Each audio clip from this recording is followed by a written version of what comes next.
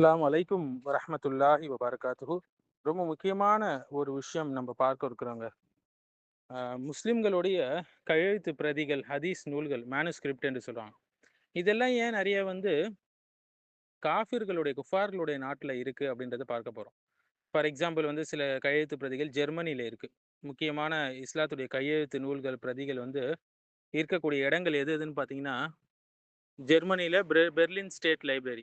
ஆயிரக்கணக்கான அரபு, பாரசீக, உஸ்மானிய காலகட்டத்து நூல்கள், குரான், ஹதீஸ், தப்சீர் போன்றவெல்லாம் இருக்கு. அடுத்து பெவேரியன் ஸ்டேட் லைப்ரரி.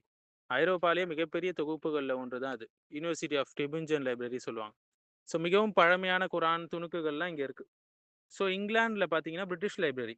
உலகின் மிகப்பெரிய இஸ்லாமிய கையெழுத்து நூல் சேமிப்புகள்ல ஒன்று இது.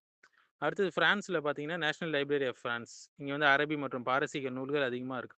அடுத்து வேட்டிக்கன் லைப்ரரி. பல நூற்றாண்டுகளாக பாதுகாக்கப்பட்ட அரிய நூல்கள்லாம் அங்க இருக்கு. அடுத்து துருக்கியில டாப் காப்பி பேலஸ் லைப்ரரியில பல அசல் இஸ்லாமிய நூல்கள் இன்னும் முஸ்லிம் நாடுகளில் இருக்குது. ஏன் இந்த நூல்கள் ஜெர்மனி மற்றும் ஐரோப்பியால போச்சு அப்படின்னு பார்த்தீங்கன்னா, நிறைய காரணங்கள் இருக்கு. ஒண்ணு திருடுனது. காலனித்துவம் அப்ப திருடுனது. அடுத்தது ஓரியன்டலிஸ்ட் ஆய்வு செய்யறதுக்கு 1700லேருந்து 1900 வரைக்கும் ஐரோப்பிய அறிஞர்கள் என்று சொல்லக்கூடிய இந்த ஓரியன்டலிஸ்ட்டுகள், இஸ்லாமிய முஸ்தஷ்ரிகீன் என்று சொல்றாங்க. இஸ்லாமிய நாகரிகத்தை ஆராய்ச்சி செஞ்சாங்க. அப்பதான் அவங்கள கட்டுப்படுத்த முடியும்னு சொல்றது. அதற்காக அவங்க குரான், ஹதீஸ், அரபு மொழி, விஞ்ஞானம், தத்துவம் எல்லா நூல்களையும் சேர்த்தாங்க. குறிப்பாக ஜெர்மனி இஸ்லாமிய ஆய்வின் மையமாக ஆச்சுன்னா பார்த்துக்கோங்க.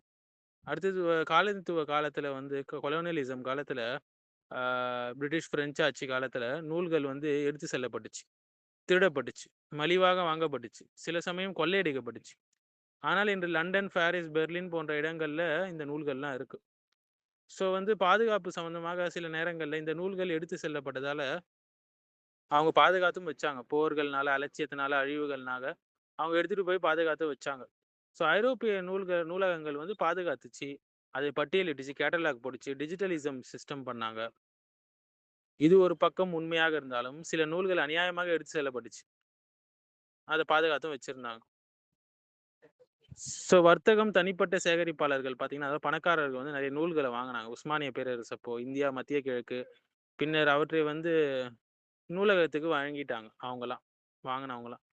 ஸோ கல்வி மற்றும் ஆய்வு மையங்கள்ல பார்த்தீங்கன்னா, ஜெர்மனி போன்ற நாடுகள்ல இஸ்லாமிக் ஸ்டடீஸ் உடைய வளர்ச்சியின் மையமாக ஆனது. ஆனால் இவங்க இது அசல் நூல்கள் எல்லாம் சேகரித்தாங்க.